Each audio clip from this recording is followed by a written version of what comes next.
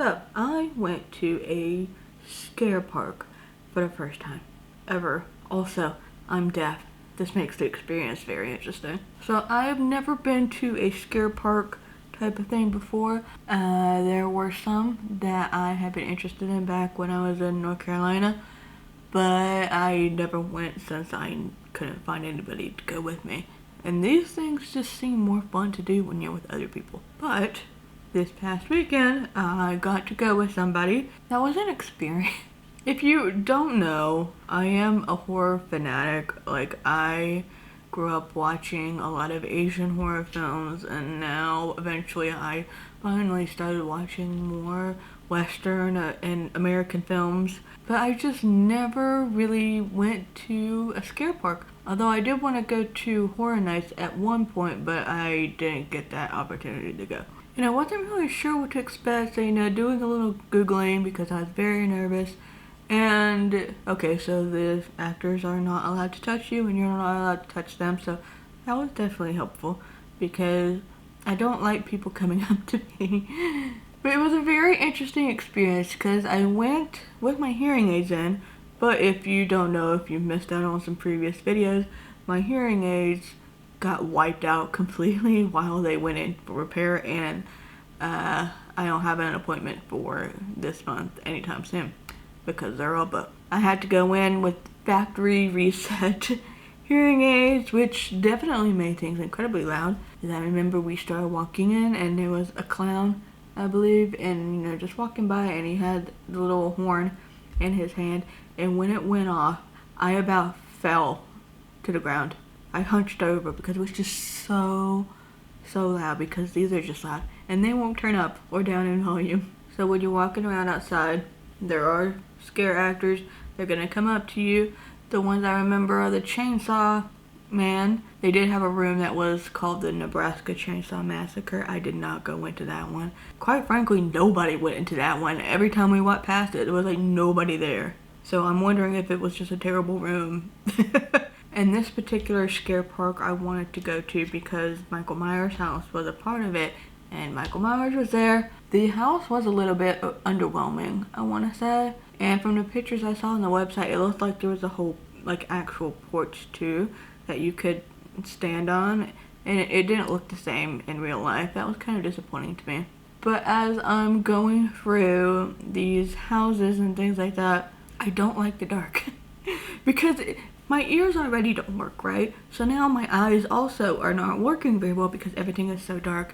And I made the person I was with go in front of me because I'm scared. So I'm getting this 6'2" person in front of me, holding onto the back of the jacket, holding on the hand, and letting them go in front of me because I'm scared and I need to be protected. But it actually ended up being a good thing to do because the amount of times that my chronically pained and fatigued and overall just clumsy self tripped down the stairs, or almost tripped down the stairs, in various locations in various houses. If I had been the one to go in the front, I would have been injured at one point or another. Probably I would have definitely face planted or knee planted, twisted an ankle at some point. So I'm glad I had that person in front of me who take care of that for me. Although it didn't necessarily work 100%, I was still tripping, but it was a lot safer having a barrier in front of me than if I had gone in the front or by myself. And there was definitely floor stomping, and I'm pretty sure there was yelling and screaming that did get to me at that point. I will say though, every time we went outside, it was just hanging around, checking the maps, things like that, and a scare actor would come up to you. There was one in particular that just made me feel so awkward. I wasn't really scared of him. I just felt so awkward and didn't know what to do with myself. So me in person are talking, and one of them's just coming up right here, and I'm like, do I look at you? Do I acknowledge you? Hello? What am I supposed to do? I mean, I'm not gonna hurt them. That's not what I'm trying to do, but I'm just this is just weird. At least when Michael did it to me, because we left his house, and then we started walking off, and we stopped for a minute, and then Michael started following me, and when I turned around, he was right there in my face. I kind of regret not getting a photo with him, because two girls that were there around us did get a photo with him, and I kind of regret not doing that. Michael was a lot shorter though than I expected. Michael was my height. I'm 5'5". So I do wonder what it would be like, and I mentioned this to the person I was with. I was like, I wonder what this would have been like if I didn't have my hearing aids in. So my hearing has pretty much dwindled. It is next to nothing now, almost at this point, unless you are like right in my ear screaming. So I'm trying to wonder how much I would actually hear if I didn't have my hearing aids in. But of course I'm with a hearing person, so I'm gonna have them in. The stomping and anything that was like physical and science happening, I was gonna feel and get spooked by. The air that was blowing on the floor at some point, and anybody coming up in front of me, that was gonna scare me. But for example, if that clown that was just kind of walking by and then had the horn honking, maybe I would have heard that because he was right beside me. I'm not entirely sure. So it does make me wonder, would I have been less scared if I wasn't going to hear a very large percentage of what was going around? The scare park was a bit of a fun time, although I do feel like it was kind of mediocre. In a sense, it was a lot smaller than I was expecting. Now, granted, we did not go on a ride that they had, but you had to pay $10 extra each. And tickets are already kind of expensive in my opinion for the size of it. And okay, I did not go to like 3 or 4 of the spaces. One of them was the longest line ever. The Nebraska Chainsaw Massacre. There was a haunted house that I was almost tempted until there was some guy, I think he was actually the janitor and not the scare actor, but he was just walking by slowly around, and he had something, and I was like, I'm too scared. I got too scared by everything else. And then there was another one that was like a claustrophobia room, which I absolutely refuse because I do not want to imagine what that space is like, because I am not good with tiny spaces, especially if there's a chance of me being stuck in tiny spaces. So I said no. So I kind of felt bad that I didn't like do everything that was available there, but it did feel pretty small. And as it turns out, there's a bunch of scare parks around here, around Omaha and Lincoln, from here to there. There's like 6 of them almost that I've seen. One of them, including one that's in Iowa, that's really not far from here at all. The person that I went with went to a different one before we went to this one. We almost went to that one, but the length of time in driving was going to be forever. Now I'm kind of like curious about that one, because apparently you go on a bus and then you go to like a different area and there's like a core maze and stuff. That would have been pretty fun. But I really, really wanted to see Michael Myers and go to Michael Myers' house, which I unfortunately was a little underwhelmed by. But I got to get chased by Michael Myers a little bit, so can't really complain. I would be intrigued by the other ones. I don't know if I would be more brave now. I mean, yes, everything's fake, obviously, but I'm more of a wuss than I thought I was.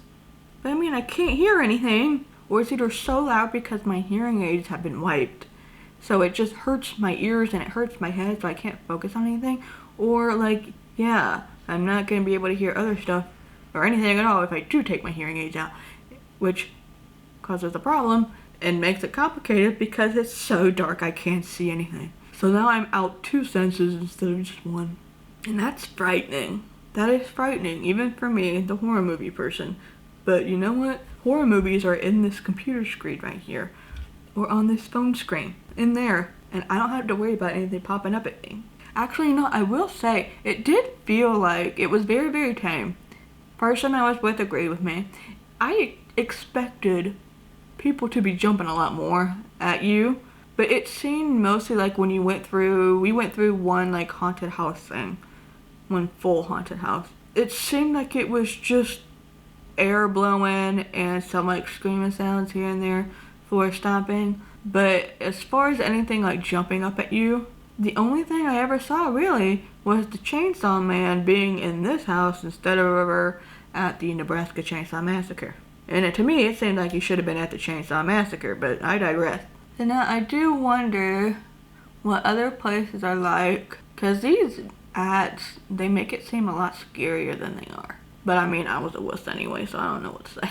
So now I want to know if any of my fellow Dappies have been to little scare parks and haunted houses and things. You know what? I want to know if any blind viewers have went too, because I'm just so curious. Because these places aren't going to be very accessible, and I'm wondering how you can make them accessible, but the point is to be scared. So this is one part of my career that I never really thought of. Can you make haunted trails and things like that accessible? Blind and deaf accessible? I wonder. Let me know. But yes, also in general, anybody else, you don't even have to be disabled, please let me know if you've been to these things before and how that experience was for you. Happy Halloween, stay safe out there. I'm done playing Billy the Puppet for this weekend, and I'm probably just gonna chill out and watch some horror movies or try to clean up my space. Things get wild on Halloween, and I don't want to take part in that. If you would like to support the work that I do, and you know, get some exclusive horror content out of me, like movie reviews and stuff like that, I do have a Patreon page, which I will have linked here and down below, and for as low as $1 a month, you do get exclusive things. Writing, movie reviews, starting a book club fairly soon, so check that out. If Patreon isn't your thing, if you just want to leave like a one-time tip, there is super thanks down here, and that is also very much appreciated.